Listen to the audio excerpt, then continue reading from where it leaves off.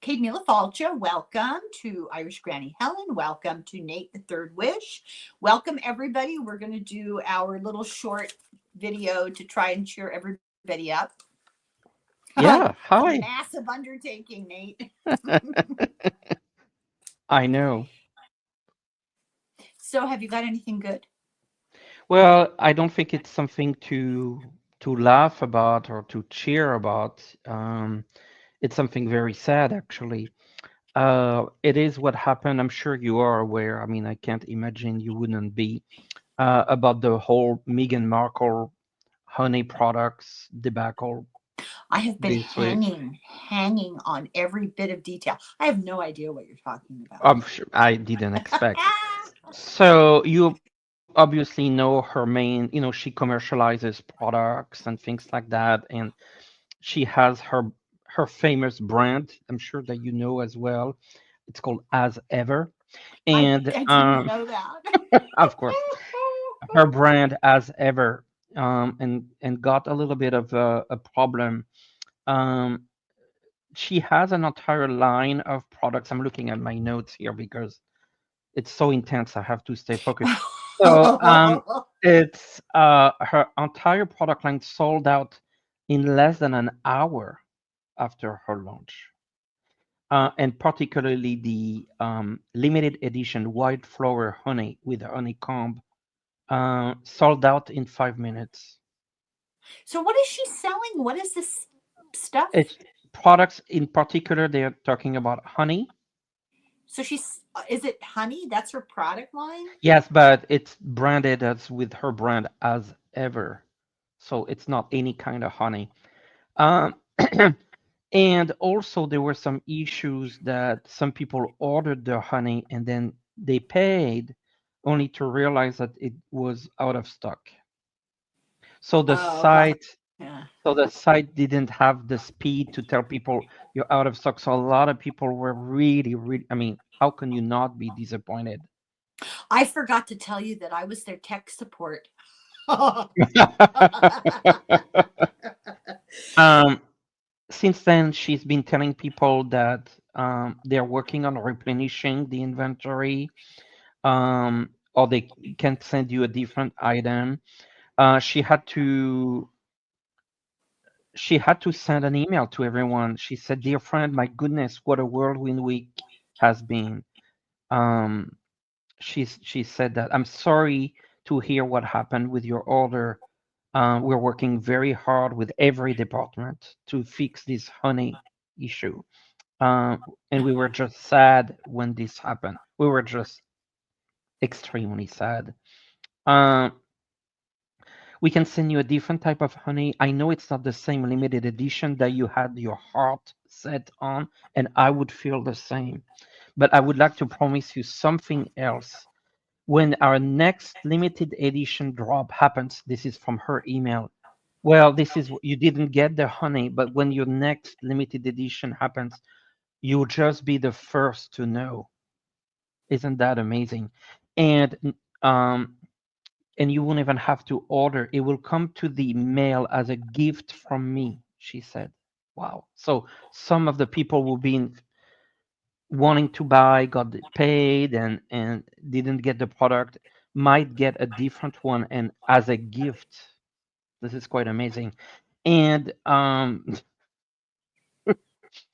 she said she had to give to the these famous, literature magazine people an inclusive interview. oh, you got shut down for just a second. Famous magazine. Yeah, People Oh, magazine. Uh, and she even had to talk about her brand's names change. There were a lot of turns, twists and turns, even with her name. She just, explaining that it's just a learning curve. She's experiencing by growth. Um, Her first collection of Has Ever, this is her brand, As Ever, didn't have the honey. It was more of a herbal teas, lemon, ginger, peppermint, hibiscus. I'm sure those elements are very important. Um, Flower sprinkles, because she was frequently using them in her cooking show with Love Megan. There's a cooking show as well on That Netflix. I heard about. Yeah. Yeah, shortbread butter cookies, the famous limited edition white flower honey that was out of stock, but that was used in the show. And obviously, how can we forget her signature raspberry jam? And Signature. so, so everything is very affordable from $9 to $28. And it was sold in partnership with Netflix. So, I mean, if I have to really think of anything big that has happened this week, I can only think of that. So, Well, she's a little bit like the Donald Trump of the personal name brand sphere. She's the Gwyneth Paltrow of England. I don't follow the royal family, and I don't follow her. However, and I'm going to admit something. Um, I understand that she is the crux of all sorts of attack and maligning because she's not royal. She's an American. And also because of her ethnicity. Now, this is the funny part of all of this. About a year or so ago, maybe 2 years now, I don't want to exaggerate. My husband and I were talking, and he said, well, I was saying, God, she just rubs me the wrong way. I don't know anything about her, but every time I see her, she just rubs me the wrong way. And he said, yeah, she gets really bad press in England because, they're racist. And I said, well, what has that got to do with anything? And he said, what are you talking about? And I said, what are you talking about? This is very typical conversation that we have. He said, she's biracial. And I said, oh, she is. I didn't know. Because I don't follow her. And I know she was on television, but I've never seen what she did on television. So I had no idea. And I don't watch the royal hoo-ha. I don't know what's going on. So yes, there's misogyny, and there's class elitism, and there's racism all around her. Having yeah. said that, acknowledging that, she drives me crazy because my professional opinion as a psychological professional, she's a narcissist, and it's just really hard to watch. So yeah, that's hilarious. It's I fun to thought watch. her brand was, if ever I rebranding my channel, I could call it As Ever. Well, she stole that. Now you can't use it. I'm sure it's patented or whatever. Yeah. I know, but that would be, wouldn't you like your channel to be called As Ever? Well, I already have a name. I know, but isn't that fancy? Oh, see, I'm not fancy. My mother-in-law pegged it right. My mother-in-law called me the peasant. She was 100% correct. Well, that I'm doesn't. wearing Well, then maybe that would have been maybe a name for your channel. the peasant, the Irish peasant. God. Yeah, my Irish ancestors would come back and haunt me if I did that. I don't know. So, Anyway, that um, was really silly, but and I well, can't believe people buy the honey. I mean, we all know where honey comes from, and it's coming from the same place, no matter what kind of yeah, it's the flower. same honey, but yeah, That's it's not a crazy. pro. It's not a product that's compatible if you're vegan. Oh, I never thought about that. It's not. Yeah, I've always mentioned it. Actually, joke aside, because I don't have a ton of people, but I have a number of people in my friends or Yeah, acquaintances yeah, that are vegan, yeah. and they would have a problem with honey. It's an animal, obviously an animal product. So, but people, for some reason, it just doesn't connect there that it's vegan, that it's not vegan, and so. Obviously, as a substitute, I would substitute honey with maple syrup. Oh, I guess I just never thought of it because I'm not a vegan, although everybody closely related to me just about is at least vegetarian, but vegan. I tune it out because I find it too dictatorial. I just can't cope. I mean, it brings forward all sorts of conflicts in my life. It re-traumatizes my post-traumatic stress from my childhood, uh, as far as like issues with food and issues with cooking. Just very traumatic, negative associations. So I've been vegetarian now for about a year and a half.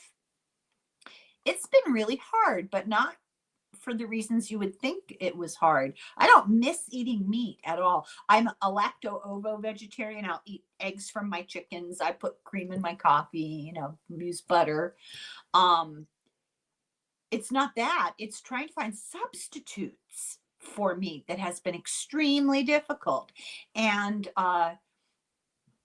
it requires too much of my attention. I resent the time and thought and effort and preparation that has to go into it. I'm essentially lazy. My favorite recipe in the whole wide world, Nate, is microwave on 10 seconds. But anyways, if you have friends that are vegan, don't forget that They vegan can't eat is honey. not honey is not vegan friendly. Have, for Wow. example, some maple syrup.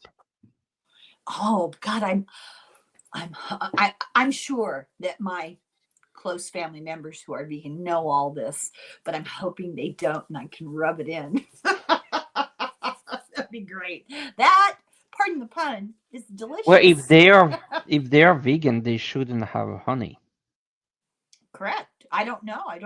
They must know that. They're pretty smart. They must Yeah, know yeah. that. Yeah. I just never thought about it. Okay. I have two little short, funny ones. Yep. So I'm going to read this to you just because it's so ridiculous. A Swedish man known as El Silencio has been accused of running a global scam in which he sold Pablo Escobar branded products, including cell phones, flamethrowers, and cash, like counterfeit, I guess, but never delivered them because they didn't exist. This is a Swedish guy, 31.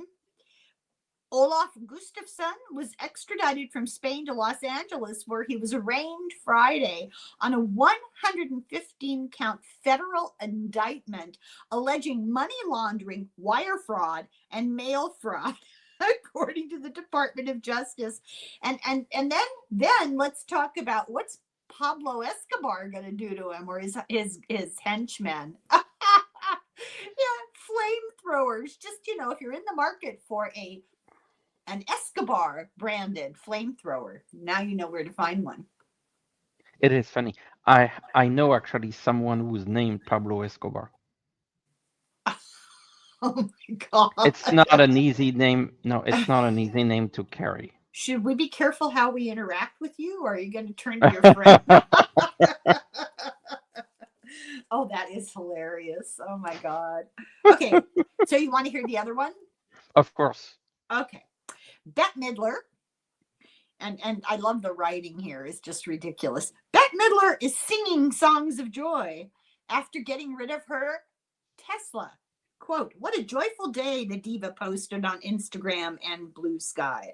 "I sold my gulp Tesla."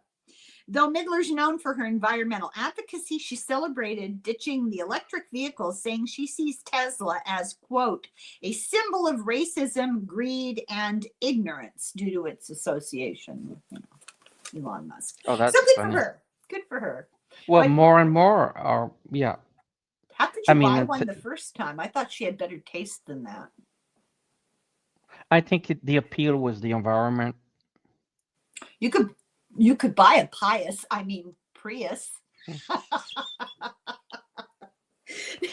They're very popular where I live, Priuses, because I think they were one of the first. Aren't they electric Yeah. or something? Yeah. Some are, some aren't. Yeah. Okay. Yeah. Yeah. Oh, wonderful. Wow. So we went from honey to murder, crime, into Tesla, and Do you have Bette anything Midler. more? I have one small other story. Yeah, go for it. No, Okay, so I'm. archaeologists have been researching, analyzing uh, statues, things left over from the past of the Greeks and the Romans. And this kind of takes us back to the whole honey thing, because they analyzed these artworks and they found that it was common in both Greek and Roman art to anoint sculptures with perfumes and oil. And they found that they did it for purifying, but they also did it for attraction. It was part of cosmesis. Cosmesis is a ritual where they uh, adorned a statue, but it had some sort of ritual significance as well, and especially statues of gods and goddesses. And put they rubbed this stuff into the statues with oil or grease, or they might have used honey. Oh, Full circle. back to square one. Yes. Or olive oil. And so they have recently been able to confirm that is 100% exactly what they did. I thought that was interesting. Yeah, and I actually have heard about that. So yes, oils, perfumes, honey, they were considered enhancers. Well, you see the statues and they're all just plain alabaster or marble or stone, and they're kind of boring looking. But if you get really, really up close to them, you can see in the little tiny fissures in the material hints of color, because these things were all brightly painted. When you see religious ceremonies in India and they carry a statue, Yes, they're very brightly painted. That's the way the Roman and Greek statues were in the olden days, but it's all worn out. The paint didn't last. Isn't that interesting? I just think that's really interesting. it is. You'd love to see what they really looked like. Back then. Yeah. Yeah, back then. Everything wasn't Well, just you white. are, it's very fascinating. I've been to some ruins a couple of years ago in Crete, Mm-hmm, Knossos, the Minotaur, all mm-hmm, of that. mm-hmm. And they have now a system where they give you some sort of like an iPad or tablet type system, and then you walk around with it and you see, of course, with your eyes how it looks now. But when you put the tablet, it shows you how it looked then, and then you carry it with you on the, on the ruins. You don't want to know my opinion of that. Well, because it involves technology, I cannot get a sense. You must be psychic. I'll tell you what. I'll tell you specifically why I find that uh, problematic. People are so inward and so relating to screens and devices that they're not interacting with the world outside them. Now, I understand that it's to know more information about something Yeah, in the and world. that's not. And just to clarify, on those iPad systems, there's nothing else but just that. Just that. It's Well, not that's like good to people hear. go watch their emails or texts, or they Right. just use it as a tool. But I think it reinforces the habit of the desensitization to the outer world. Everyone is down like this looking constantly, and I would hope Mm, you'd go into a museum and you would look up, and I understand the benefit of it. I do understand the benefit of it. yeah, I mean, I feel like for this one, I feel like this is actually, and I didn't have the device myself.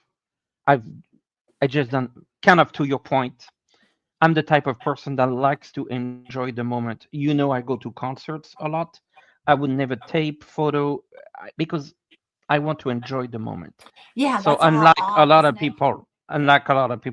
but it was interesting to kind of take a Hmm. sneak peek and Hmm. see how things even like look like before. Um, so I thought that was kind of a good idea because a lot of people can't picture, and I'm one of them, Oh yeah, trying to imagine how it looked like looked in the old before. days. Because I Yeah. mean, when you look at just something destroyed three quarter, it's very hard for your Oh brain yeah. to kind of Oh, I imagine. agree. Like you So go to when the they show forum. you, to me, I'm actually going to be the devil's advocate here. It would be equivalent to hand over books to people that they flip pages and Right, see. right. It's the same. It Yeah. just happens to be in a tablet. They have books like that. Yeah. My children's books, especially, where you can look at what's in what it is right today, and then there's a transparency, and you turn Yeah. the page, and it's a colored transparency, so it fills in everything that's missing, and it fills in the color. But you can go back and forth, and you can see, you can kind of Yeah. understand the deterioration and see what Yep. six of one, half a dozen of the other, right? Exactly. Good and bad points. Okay. I might need to go back to Pompeii and see, just test it out. Yeah. Yeah. With maybe with the iPad system, and I Yeah, could totally see you with your iPad and navigating the ruins. Yeah. Yeah. I could see you at a concert holding the phone up. That drives me insane. You see people, like you'll see from way far behind the crowd on YouTube, you'll see a video of somebody performing, and then you get a panoramic view of the crowd, and there's 7 million cell phones being held up. What are they doing? What are they I trying know to? at that I don't do. I cannot. But I exactly. I explained why. So I don't. Yeah, and one of the more annoying things about traveling is all of the people selling selfie sticks. Oh Hmm. my God. So annoying. Okay, what else can we complain about? No, we're done. We're done complaining. Yeah. Thank you everybody for watching, and tell us what you think about selfie sticks. Thank you, Nate. Thank you for having me. Bye Bye now. bye.